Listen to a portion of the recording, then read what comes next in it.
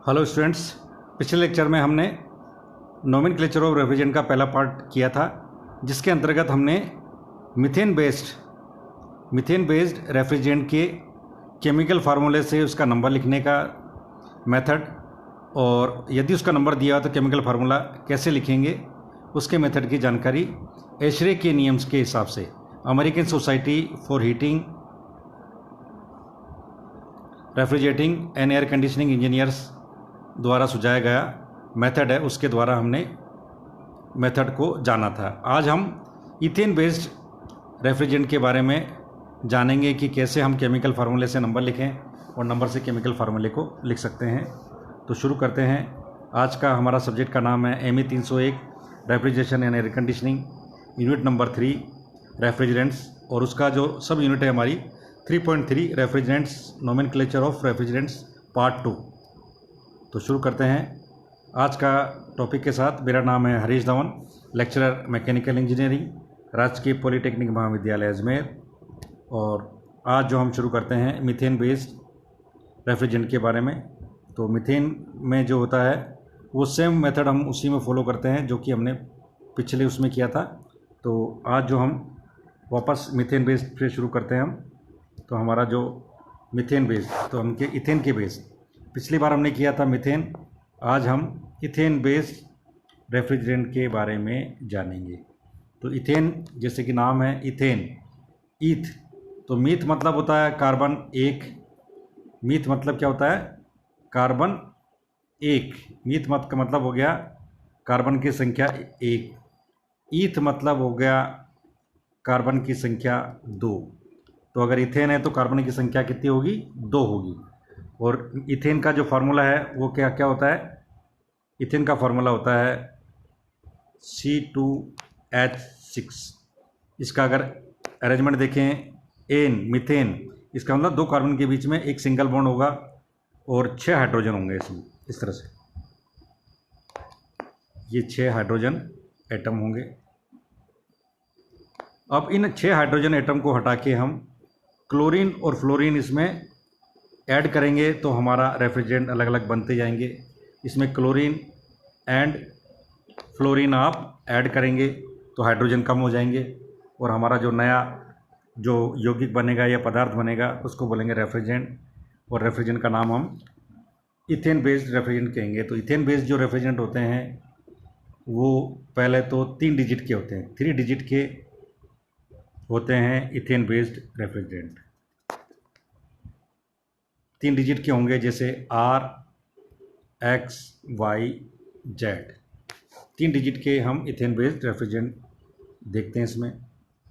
और अब इसमें क्या करते हैं, जैसा कि मीथेन में किया था, last digit right hand side से पहली डिजिट जो होती है वो फ्लोरीन एटम को शो करती है Z, और दूसरी डिजिट जो होती है उसमें हम एक ऐड कर देते हैं। दूसरी डिजिट जो हमारी होती है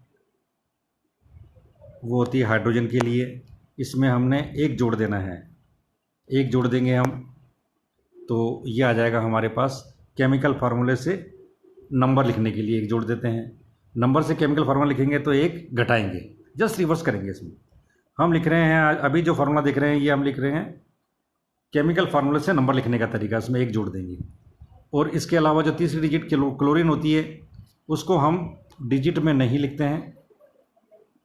डिजिट में हम क्लोरीन को नहीं लिखते हैं, सिर्फ पहली डिजिट दूसरी डिजिट, पहली डिजिट फ्लोरीन को, दूसरी डिजिट हाइड्रोजन को रिप्रेजेंट करते हैं हम, और तीसरी डिजिट हमारी होती है कार्बन की। तो यहाँ पर मीथेन है, इथेन है, तो यहाँ पर आ जाएगा इथेन के लिए हम क्या करते हैं, यहाँ पर एक डिजिट और आ जाती है इथेन के लिए, वो आती है, अगर यहाँ पर 3 डिजिट है तो यहाँ की जो डिजिट है उसमें हम देख लेते हैं कितनी है, तो यहाँ पर उस डिजिट को हम कार्बन एटम से दिखा देते हैं इथेन के लिए। तो इस तरह से इसको हम रिप्रेजेंट करते हैं, और ये एग्जाम्पल के द्वारा मैं आपको समझाना चाहूँगा। तो आगे हम देखते हैं एग्जाम्पल, इनके एग्जाम्पल जो देखते हैं हम आगे देखते हैं। अब इसमें सबसे पहले देखिए आप, ये एग्जाम्पल इथेन बेस्ड ही दिया हुआ है।